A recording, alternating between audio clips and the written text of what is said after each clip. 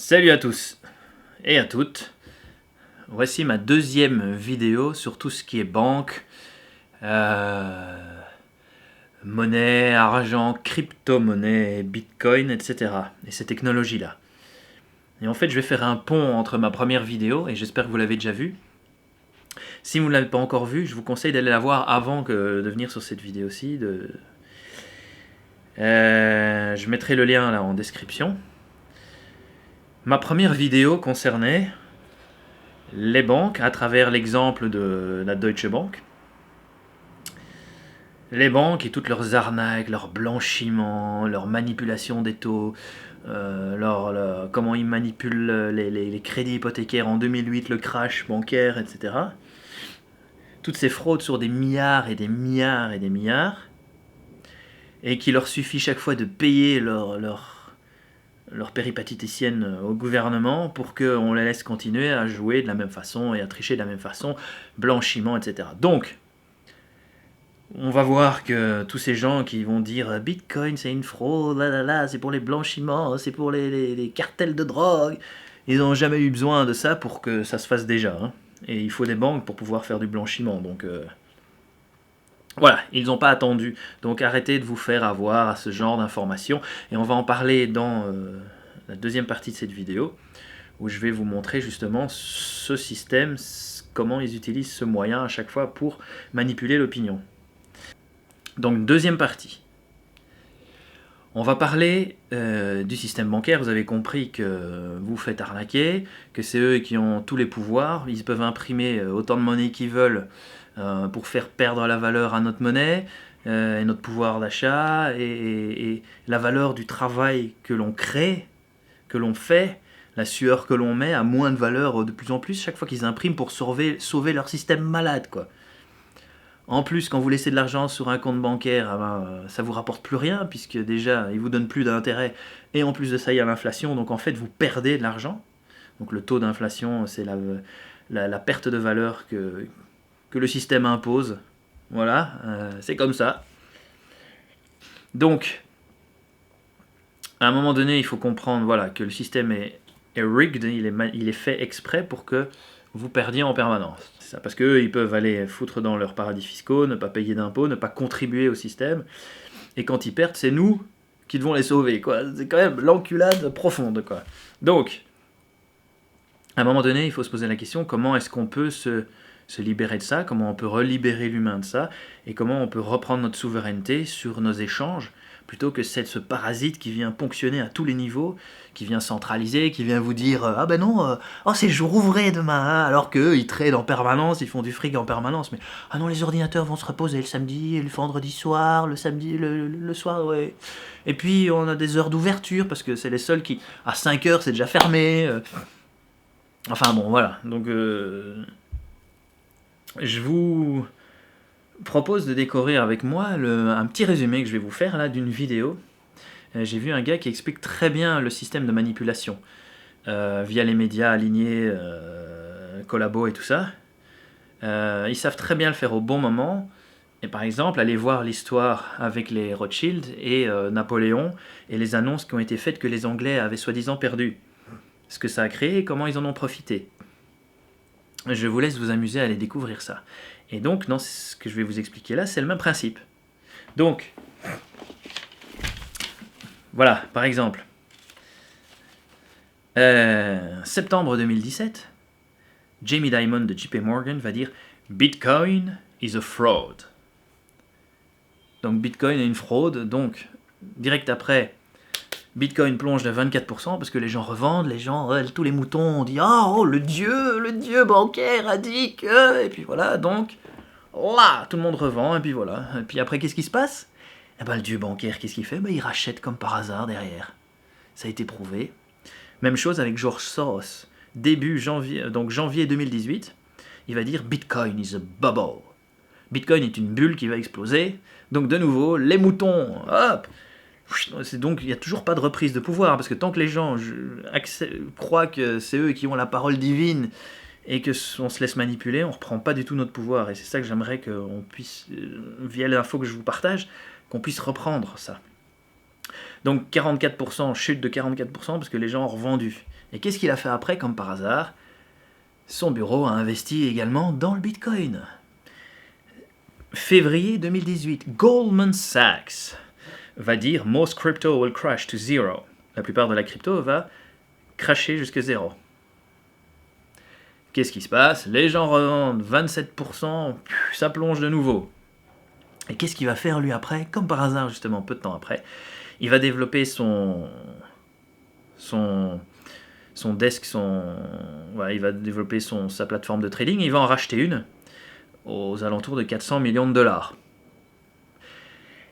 Madame Lagarde de l'IMF va dire toutes les banques centrales doivent s'allier ensemble contre la crypto-monnaie. C'est bizarre parce qu'ils s'allient pas ensemble, enfin ils s'allient ensemble pour s'arranger pour les blanchiments et tout ça, pour le trafic de drogue, d'armes et tout ça. Mais là c'est bizarre, ils s'allient tous pour bloquer la crypto-monnaie. Ensuite, il y a des millionnaires qui investissent à fond dedans, il y a les plus gros managers de hedge funds, de fonds de pension qui investissent dedans. Donc, si le Bitcoin est tellement une merde, une fraude, une machin, pourquoi tous ces gens investissent des millions dedans? Et là, c'est très intéressant aussi de se poser la question. Déjà, on voit très bien, on a la preuve que chaque fois, ils font une annonce mensongère pour faire plonger et racheter par après. Et puis en plus de ça, ils rachètent derrière. Donc c'est pas qu'ils profitent juste du crash, mais ils investissent là-dedans, ils développent des technologies liées à ça. Donc, sachez, j'espère que vous avez compris là du coup. Je vais vous citer quelques noms là de sociétés qui investissent là-dedans. Il n'y a pas que les banques, et vous allez comprendre que c'est déjà partout. Donc c'est pas juste un effet de mode, un petit jeu, Bitcoin, c'est de la rigolade. Sachez que la technologie décentralisée, des crypto-monnaies, etc., est déjà partout. Donc, Banque de Chine, Apple, Bank of America, Wells Fargo, American Express, JP Morgan, la Banque d'Argentine, des groupes financiers en Chine, en Australie, des groupes des mines, Oracle, Tencent en Chine pour les taxes, Aya Insurance à Hong Kong, Alibaba, MetLife, Walt Disney, Ford Motor, Siemens, Amazon, ING, Goldman Sachs, Morgan Stanley, Intel, Nestlé, Royal Bank of Canada, Mitsubishi, AXA, Walmart, Google, Allianz Insurance, Microsoft, BNP, Samsung, Toyota, et parfois pour des systèmes, des technologies intéressantes, comme c'est décentralisé.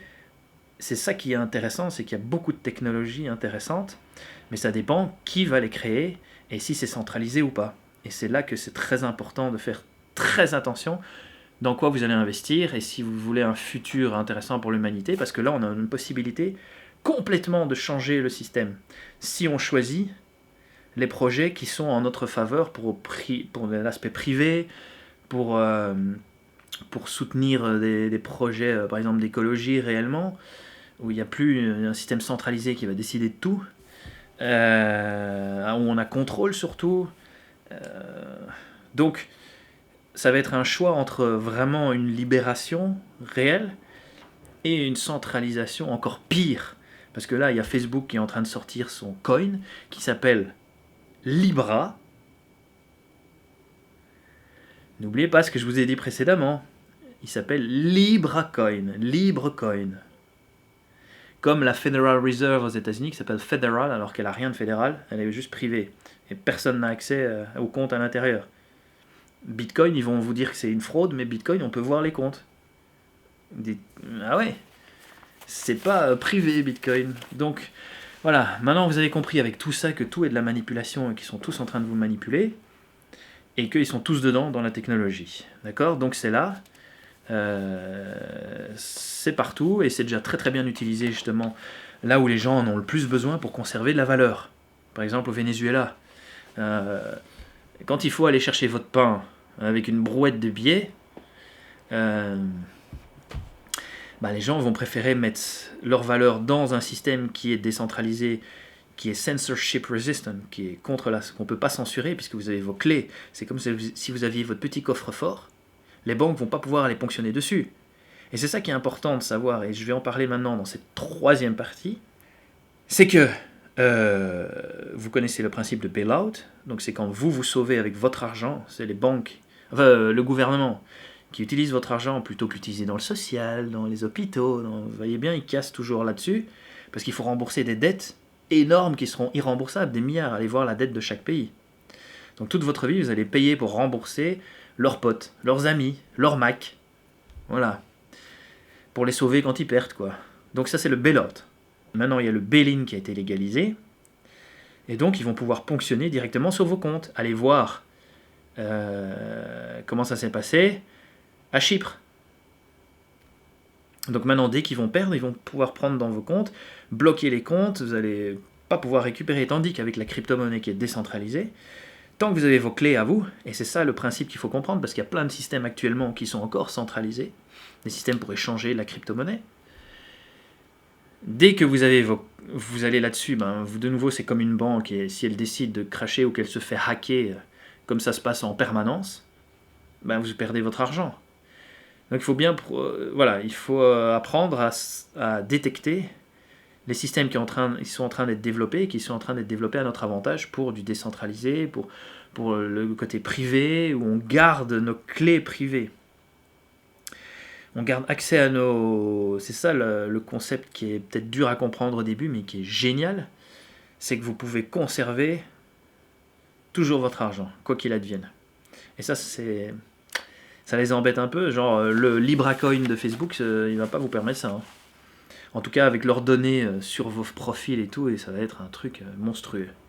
Voilà, je suis prêt. Si vous avez des questions par rapport à tout ça, la technologie, au Bitcoin, aux crypto-monnaies, vous pourrez les poser là en commentaire avec grand plaisir. Je vais les regrouper et j'essaierai de répondre à toutes vos questions. On verra s'il y en a assez, si ça vous intéresse, si tout ça vous a fait réaliser des choses et vous dites tiens, ça vaut la peine peut-être d'investiguer cette nouvelle ère, parce qu'on est vraiment... Vous êtes encore des pionniers si vous démarrez maintenant. Surtout que le Bitcoin est en train de reprendre de la valeur et que ce serait bien de surfer sur la vague maintenant. Et si on y va tous ensemble, comme dit, tous ensemble, mais dans une bonne... Voilà, en choisissant les bons projets, c'est une manière aussi de conserver de la valeur pour votre argent, c'est-à-dire plutôt que de le laisser en banque, quoi. Il y a des façons, des projets dans lesquels investir, des façons d'investir dans ce milieu qui vous permet de gagner de l'argent. Donc il y en a qui sont moins risqués à plus risqués. Par exemple, vous pouvez investir dans du Bitcoin, attendre sur du long terme, vous pouvez investir dans d'autres crypto-monnaies qui ont des projets intéressants, auxquels vous croyez, qui vont vous permettre aussi peut-être d'échanger de la monnaie. Ça peut être des projets écologiques, et ça va prendre de la... Il y a déjà plein de crypto-monnaies qui ont de la valeur, liées à l'euro, au dollar. Et que si les gens y croient, plus les gens y vont dedans et y croient et l'utilisent, plus ça prend de la valeur. Donc vous pouvez investir là-dedans, vous pouvez faire du trading manuel, mais il faut savoir comment sécuriser. Vous pouvez le faire aussi avec des robots qui vont faire ça de manière automatique ou semi-automatique, vous pouvez intervenir. Tout ça, c'est des choses que j'ai investiguées aussi pendant 2 ans, longuement, en lisant, pour bien comprendre la technologie, comment tout faire. Vous pouvez aussi faire du trading avec des plateformes qui vous permettent d'emprunter de l'argent et donc avoir des plus gros montants, mais c'est dangereux parce que si vous perdez tout. Mais si vous gagnez, vous pouvez gagner beaucoup. Et puis il y a des systèmes plus relax aussi, de Masternode par exemple, où vous investissez dans des projets, il faut bien les choisir, savoir comment bien choisir aussi et tout. Et en soutenant leur réseau, en créant un serveur qui va soutenir les transactions, vous allez recevoir des intérêts, un peu comme en banque. Mais c'est plus du tout la même chose, c'est-à-dire que vous avez vraiment des intérêts qui tombent. Voilà. Bon, il y a tellement à dire parce qu'il faut que le projet tienne aussi la route, qu'il ne crache pas, sinon voilà, c'est le même problème que quand vous investissez en bourse. Mais il y a plein de façons d'investir et moi je peux vous accompagner par exemple pour vous faire les étapes par vous-même si vous avez envie d'apprendre tout par vous-même, ce qui est intéressant aussi. Ou si vous voulez, tiens Yvan, installe-moi ça, un Masternode, fais-le pour moi ça, je peux vous aider pour ça. Donc je vais mettre mon email en description, vous pourrez me contacter si vous avez envie d'un coaching particulier ou voilà, qu'on mette en place quelque chose ensemble. Voilà. En espérant que ça vous plaise, surtout que cette vidéo vous ait plu et que vous vous dites ah ouais, tiens, c'est pas juste Bitcoin, c'est pas juste un petit jouet pour des petits geeks, c'est que toute cette technologie, Bitcoin étant le premier, si vous voulez, la première monnaie utilisée sur cette technologie-là, sur cette plateforme technologique-là. Mais sinon, il y a plein de tokens, de coins qui servent pour des projets, par exemple, comme je dis, d'échange d'énergie entre particuliers, d'énergie solaire, pour voter aussi, bah oui, vous pouvez voter pour des projets grâce à ça aussi, de manière décentralisée. Il n'y a pas de jour ouvré, vous pouvez envoyer pour des tout petits montants aussi, parce qu'il ne faut pas acheter pour 9000 dollars, il ne faut pas acheter un bitcoin, vous pouvez acheter des petites portions. Donc il y a plein de propriétés qui sont géniales et je vous conseille d'investiguer. Et si vous voulez, vous pouvez revenir vers moi et me poser des questions. Et alors je ferai des petites vidéos avec des réponses. Voilà. Allez, je vous souhaite une belle découverte.